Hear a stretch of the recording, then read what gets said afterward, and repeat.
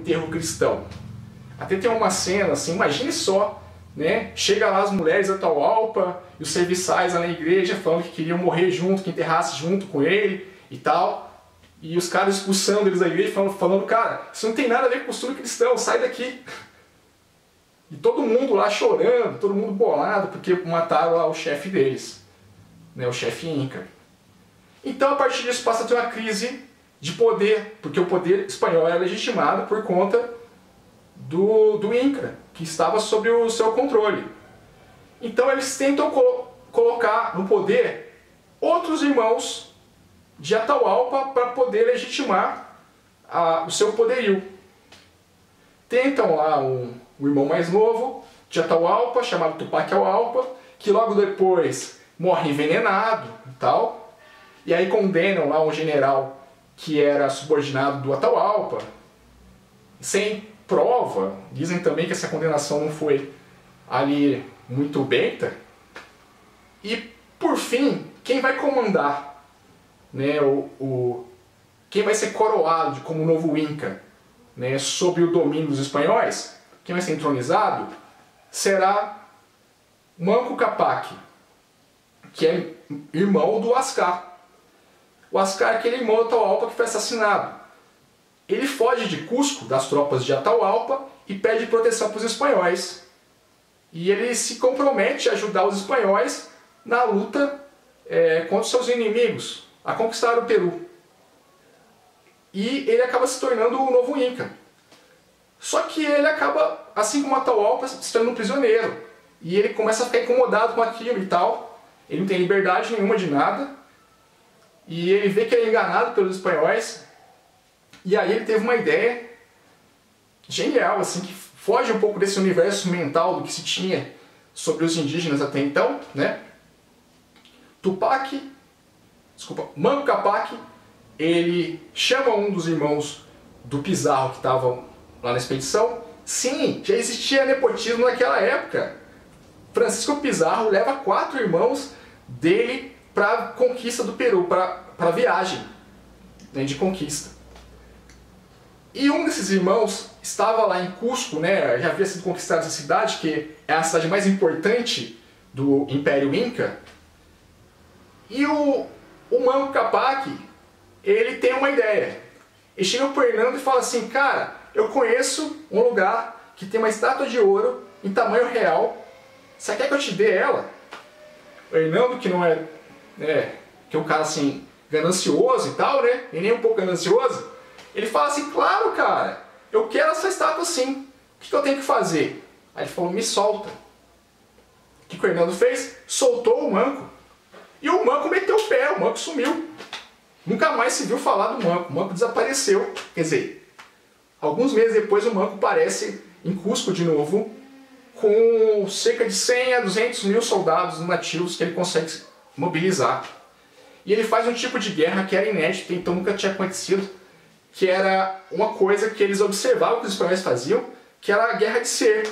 Sim, você fecha uma cidade e começa a fazer ataques constantes contra quem está dentro da cidade, até que eles se rendam. E esse conflito, liderado por Manco Cápac, né, que ele era o chefe dos indígenas, contra os espanhóis que estavam presos dentro de Cusco, dura 10 meses. Cara, pensa só, 10 meses de conflito, 10 meses de cerco, 10 meses de batalha.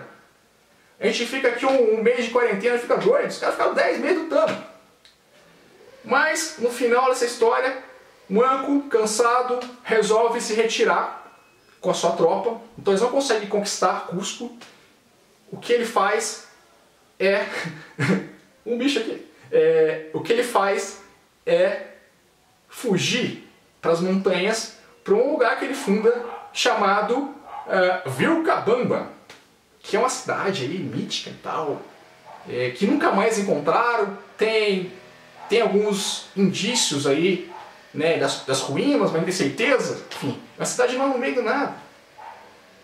E era no meio da floresta, um lugar altíssimo. Os espanhóis nunca conseguiram achar o lugar. Tinham dificuldade de conquistar essa região e Manco passa a liderar várias incursões sobre os domínios espanhóis na América do Sul, né, no Peru, para tentar retomar o poder. Então o movimento de resistência foi muito forte. E como que termina essa história? Termina tipo a filme de gangster americano. Todo mundo morre. Sim. O Diego de Almagro, que estava injuriado com o Pizarro, porque ele pegava tudo de valor para ele e não dividia com os partidários dele, com quem estava seguindo, né, Almagro, ele acaba assassinado numa guerra civil que se instaura entre a tropa de Pizarro e a tropa de Almagro. Passado um tempo, o Pizarro também é assassinado pelos partidários de Almagro que sobram. E passado um tempo, alguns partidários de Almagro que conseguem se infiltrar em Vilcabamba, pedindo exílio, falam que desertaram, acabam assassinando, na sacanagem, Manco Cápac. Enfim, no final morre todo mundo. Mas, enfim, a história não foi tranquila, inclusive tem a resistência Mapuche, que dura 300 anos, então foi muito mais difícil a conquista no Peru do que no México, em resumo. Embora no começo parecesse tudo tranquilo, no final foi bastante árduo, viveram bastantes décadas de instabilidade política, gente morrendo todo o tempo, vários conflitos, enfim, eles conseguiram pacificar o Peru tal qual Cortés conseguiu fazer no México. Bom, o outro assunto que a gente tratou na aula passada foi o livro A Destruição do Paraíso, do Bartolomeu de Las Casas. Bem, Las Casas, ele é um cara que viveu 92 anos, né? Tem uma vida longeva. Ele participou da segunda expedição de Colombo. Ele era quase um Matusalém, gente. E o Las Casas, ele, a priori, ele tinha um objetivo. Ele participou de incursões de escravização de indígena, né? Ele ganha uma encomenda para ele. Encomenda é tipo assim, você vai ser dono de uma colônia indígena e você vai cobrar imposto dos caras. Você vai recrutar nativos para trabalhar de graça para você em minas de ouro e de prata. Então ele não era um cara lá, falou que se cheire não a princípio. Mas aí ele viu lá um dia, um sermão, um tal de Antônio de Montesinos, defendendo os indígenas, ele fica sensibilizado com aquilo e ele se converte. Depois ele se torna um padre dominicano, tal qual o Montesinos, e ele passa a defender a causa indígena. Então, em A Destruição do Paraíso, Las Casas vai denunciar as mazelas que os espanhóis praticaram aqui na América Espanhola. Os assassinatos, a crueldade, tudo que aconteceu de ruim. Ele vai jogar no ventilador todas essas coisas ruins que os espanhóis faziam por aqui. E ele vai se tornar um grande defensor da causa indígena.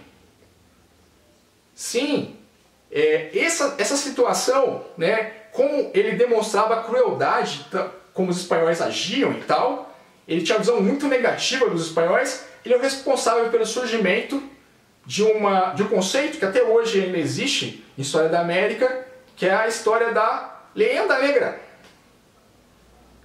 Sim, a Lenda Negra. A Lenda Negra que fala que os espanhóis eram piores que todos os colonizadores que existiam, que eles matavam só por sacanagem e tal, e eles eram muito pior do que os portugueses, que os franceses, que os ingleses. Todorov analisa isso daí, né, em A Conquista da América, né, o livro que a gente está lendo aí pro seminário, e ele vai relativizar um pouco isso. Ele vai falar que se você considerar números relativos, de fato, o que os europeus fizeram na América foi o maior genocídio da história. Por quê? Existem estudos mais recentes, mais complexos, que conseguem remontar mais ou menos qual que era a população da América quando chegam os europeus. Então especula-se que tinha 80 milhões de nativos aqui na América, sendo que a população mundial na época eram 400 milhões. Ou seja, quase um quarto da população mundial estava aqui na América. Em pouquíssimo tempo, a população encolheu para 10%. menos, em alguns casos, né?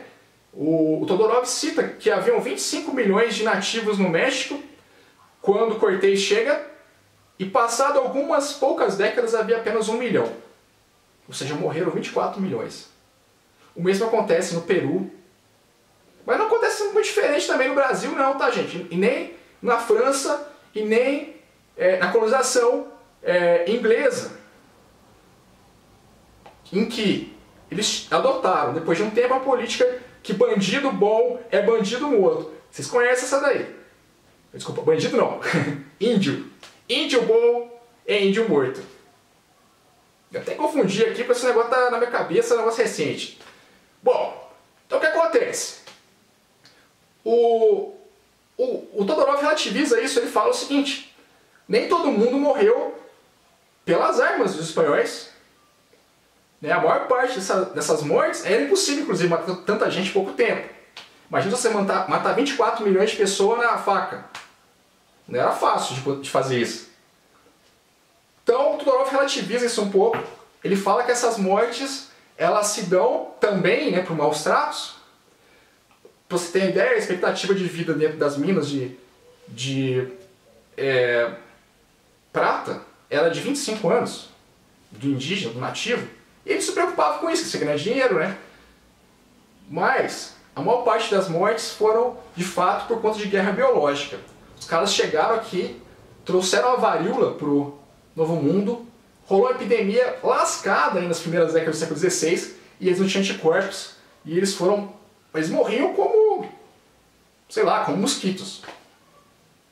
Então a mortandade era enorme, não só por conta das armas, né? E também ele fala que houve um movimento de resistência. Imagina só a situação